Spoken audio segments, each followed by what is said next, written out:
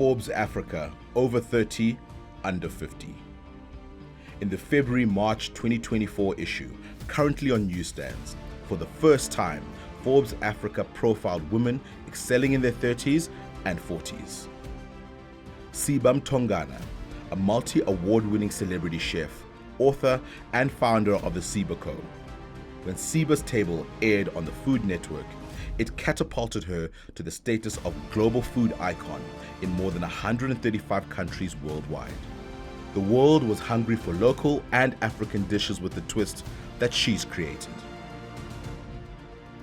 South African singer-songwriter Nomcebo Zikode gained worldwide popularity with a stunning Grammy Gong in 2023 for Best Global Music Performance alongside Wouter Kellerman and Zakes Bantwini for the hit single Bayete. Her previous hit Jerusalema debuted at #1 on the Billboard music charts. The moderator is Fifi Peters.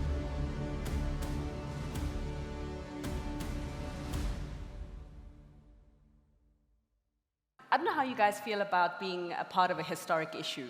So, as I was saying, never ever before has a list dedicated to the third and fourth floor been done. The brainchild, of course, of Renuka Menthel and her absolutely amazing team that put it together. Give them a round of applause, please. And it's so fantastic that apparently, possibly, it could be replicated elsewhere in the world. So a shout out also for Africa for pioneering fabulous ideas. Yay! Yeah. But if we get straight to it, and Siba, I want to start with you. So the thing about your career trajectory, from my understanding, and please feel free to correct me if I'm wrong. So you broke into success just before you turned 30. Yes. Just before you turned 30. But then 30 happened, then poof, like you're on everyone's screens across the world, millions of households, quite a number, hundreds of countries across the world, and you just shot up to success. Well, that's how we saw it. You can add the color. Yes. And while that success was happening, you know, there's Brian. MHB. And you're marrying now. You've got children now. 4 kids. Yes. And I say that because a lot of people in their 30s, when your success is just happening, you're like, oh, I can't have children. That's going to be the end game for my career. Yeah. So your story is essentially a story of balancing the work, the family life, and the career. You give us Sibalicious recipes in the kitchen. Can you give us Sibalicious recipes for life? Wow. That's a big one. I think many people obviously saw me on Food Network, majority of people. But I started like when I was a food editor for Drum Magazine. She remembers. I think I was 22 when I started in media. Still early. 22, yes. I was with Drum Magazine for 5 years. And then after that, I worked, I freelanced. I was picked up by Food Network, which is where majority of people then saw me. And I would say that it was such a big thing to work for Drum. It was a big thing even before Food Network, for me at least that time, because there weren't a lot of editors, female editors as well, particularly black editors.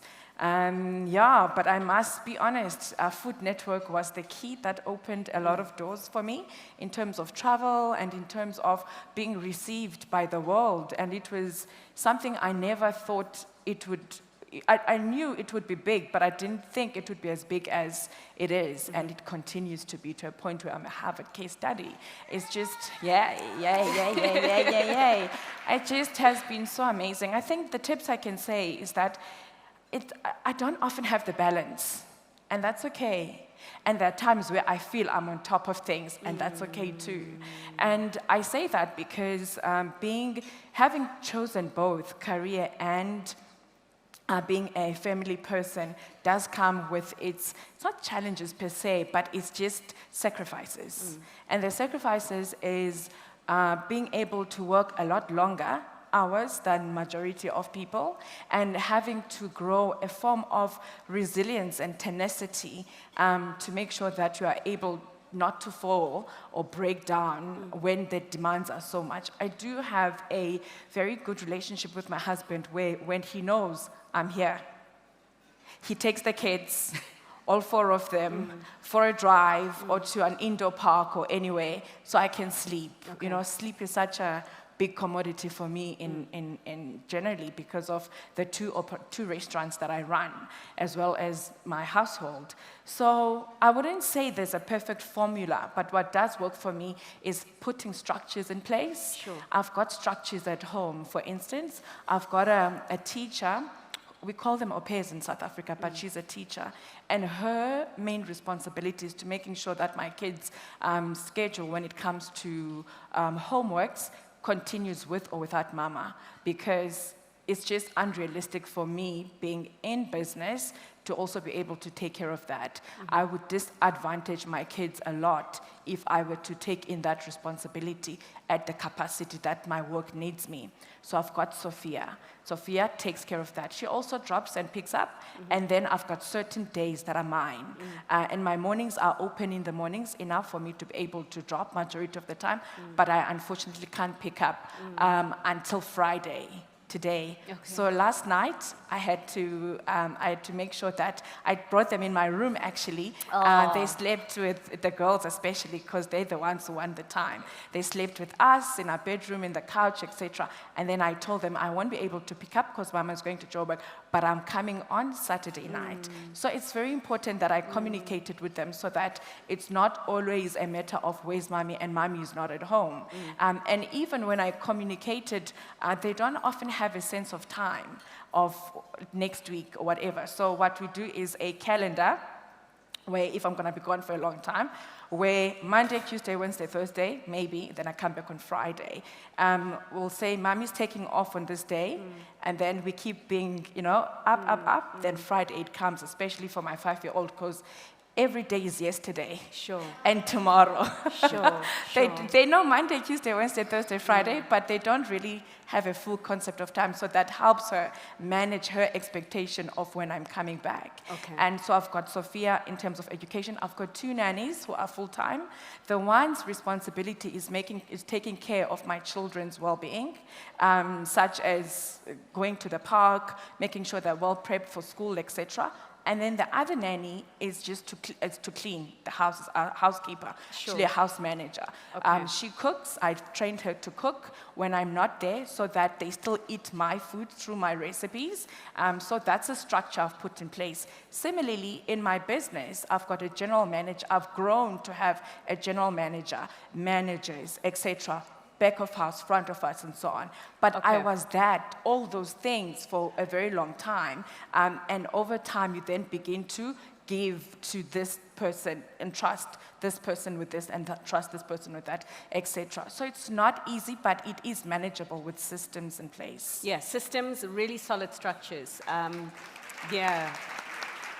And so it might be that you're in a different kind of situation whereby maybe your structure or your support system perhaps is even family, close relatives that can help you to do some of those things that you don't quite have the time to get to, but you need to get done to ensure that everything else in your life stays together. Yeah. And then you might be in a position, obviously, where you create employment like Siva here, and you have teachers and you have GMs and all the other executives working for you.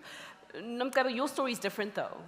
Yeah. Because welcome back, by the way. Thank you so much for having me. Yeah. I feel like now you're part of the family. So you, for those of you who attended last year, you'll remember Nomgleba's testimony where she shared a little bit about her background. And your background was in your 30s, it wasn't happening for you. In Yeah. your early 30s, it took a minute and a half for you to break into success. And there you told us on stage that there was a point where you wanted to give up. You're like, why is this thing not happening for me right now? And I know a lot of people who are in that position. When it eventually happened, it blew up, just like Siva blew up on the Food Network. And you ultimately gave us a song that carried us through the pandemic and united us across race and age lines. Never before, never been done since the Macarena. Remember? True.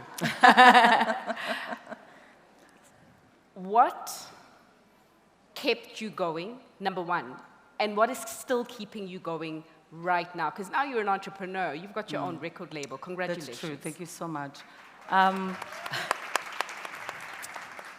I always want to tell people that I started as a backing singer so that they will know where I'm coming from. Things haven't easy, of course, and after that, I had an opportunity to do my music, but then still it wasn't easy, even though I did such a big song, Jerusalem, that is loved by many, you know, because I don't know whether it's because I'm a woman, so I was suppressed in a way, but then I did not give up. I think it's also because I'm a praying woman. I believe that even though things are not going well, I still need to go in my corner and contact God, that God, you're the one who knows everything. When industry too, it's not an easy industry. I know someone who's sitting here will be like, in 2024, how can you be still crying and all of that? Not understanding that even if you sign that contract, like say the company is giving you maybe 20%, they might not give you that 20% that you agreed on. So it's not always a matter of signing, like reading our contract. There's a lot that is happening. Hence now I've got my own recording label with the aim of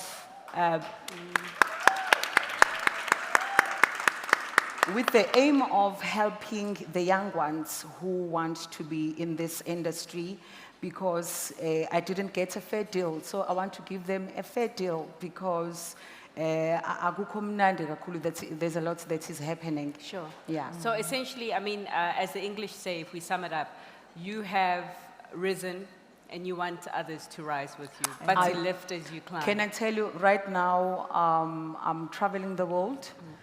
If I gave up because I had a depression, I wouldn't be here today. I wouldn't be sitting here next to you.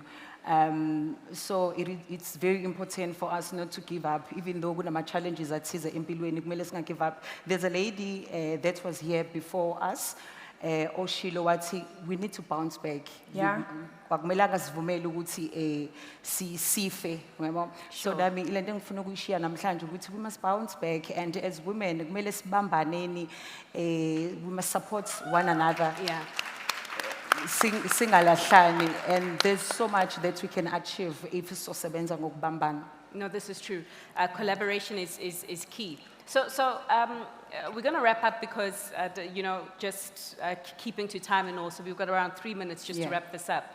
And please do yourselves a favor, when you do take that magazine, read it, and particularly the cover story. Some fantastic ladies that shared the cover shoot with you, and even a whole lot more. And it's an article, one of the writers, you heard her on stage earlier with Shekhana, Chanel Retief. And she quotes someone in the article, and she talks about the fact that, you know, in your 20s and so, you just wing it. You're in it to wing it. But when it comes to 30s and 40s, there's a lot at stake. Yeah. So you can't be in it to wing it. You need to be in it to win it. Yes. True.